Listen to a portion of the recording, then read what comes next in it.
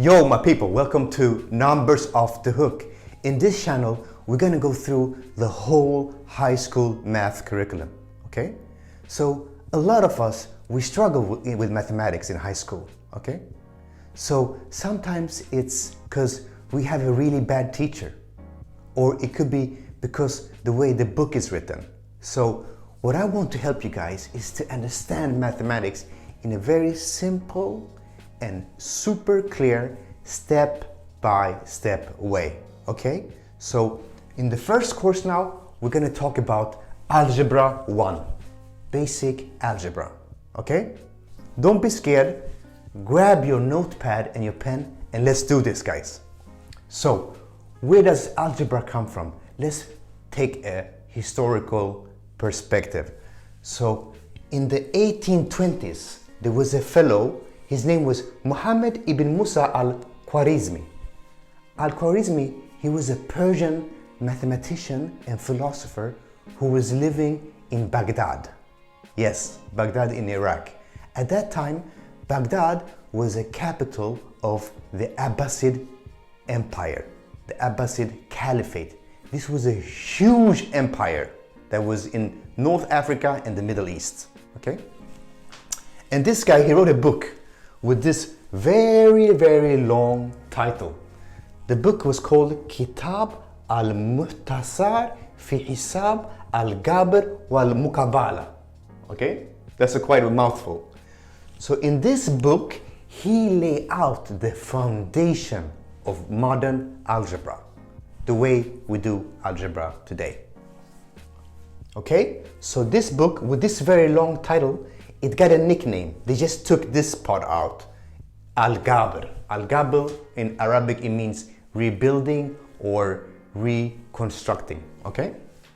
And in Latin, Al-Gabr was translated into algebra. So that's where we get the word algebra from this guy's book, okay? After him, other Islamic mathematicians continued to develop algebra. There was Ibn al-Bana, a famous mathematician and astrologer from Marrakesh in Morocco. There was another one called Al-Khalasadi. He was a mathematician based in Baza, Spain. At that time, part of Spain was part of the Islamic Empire. It wasn't fully Christian at that time. And Al-Khalasadi. So you can see that this knowledge, it was developing and it was getting closer to the heart of Europe. And in Europe, there was a very important French philosopher and mathematician. His name was René Descartes. Okay? And this guy, this fellow, he wrote a book called La Géométrie, okay, in 1632, I think. He wrote this book. And in this book, he used algebra, okay, whatever that is, we're gonna go through that. He used this algebra thing to solve problems in geometry, okay? So this was a very, very deep thing what he did. So people in Europe, they were quite familiar with geometry, okay? And geometric problems. Like how do you calculate an area? Or what's the circumference of a circle? Or whatever it might be. And what he did is he showed that by using algebra, we can solve geometric problems. Okay? And this, what he did, is a big part of what the high school curriculum is all about. So now we're going to learn about algebraic expressions. How do we express ourselves algebraically? Okay? And I want you guys to think of this like we have different ingredients, right? Like we're cooking up a recipe here. So let's say we have 3 ingredients. Okay? The the first ingredient is something you're already very familiar with. We call them constants. Constants, okay? Constants. Constants are numbers. Any number is a constant. So we have a number like, it could be 2, it could be -5, it could be 3, it could be 10,000, or whatever it is. These are numbers, and these numbers, we call them constants, okay? You guys follow me? That's the first ingredient. The first ingredient is constants. Second ingredient is something that really comes into the core of what algebra is really about, okay? And that's something we call variables. Variables, okay? And variables, they are letters, okay? It's gonna sound very confusing. How can we do mathematics with letters? It's all gonna get clear. I just hope you guys gonna bear with me, and we're gonna get through this step by step. And the longer we go through this process, the more clear it's gonna get, okay? So it could be any letter. That's what a variable is. So it could be an A, it could be a Z, an X, it could be a Y, a W, a B, it doesn't matter. So these are what? These are letters. So we have variables, we call them any kind of variable like this, and then we have constants. So the third main ingredient is operators. Operators. So what is that? I think you guys are quite familiar with that already. Let me show you. We have this guy, we call it plus, right? This is a plus, or we can say addition. Okay? We have minus, right? The minus symbol. We say subtraction.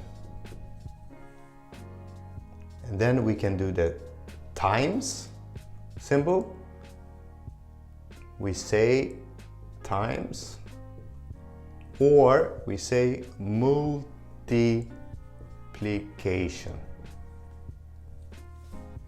Lastly, we have divided by,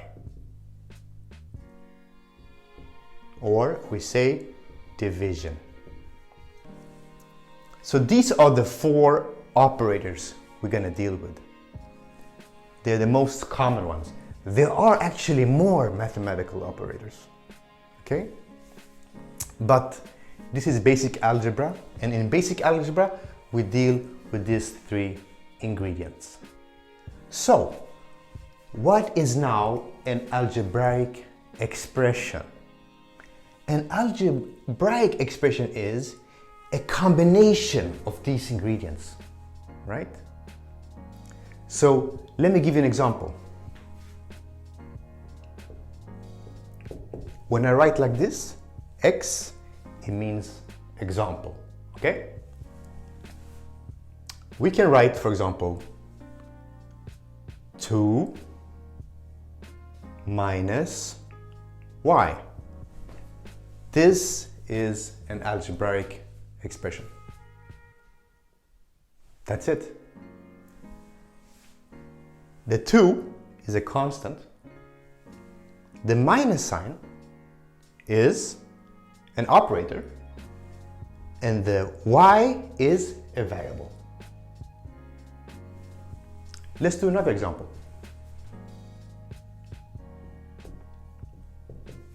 I take 3 times b minus 12 plus x. Here's another algebraic expression. Here, 3 is a constant, times multiplication is an operator, b is a variable, minus sign, this minus here is an operator, 12 is a constant, the plus sign is an operator, and x is a variable. So I think you guys are starting to get the gist of this now. But you might ask me, Alid, what about this? What if I just write, for example, 5? Is this an algebraic expression? Yes, it is. Just because it's an algebraic expression, it doesn't mean we have to use all the ingredients. We can use just some of them. So just writing 5 like that, this is also an algebraic expression. Or we can write, for example, another example is, we can write x.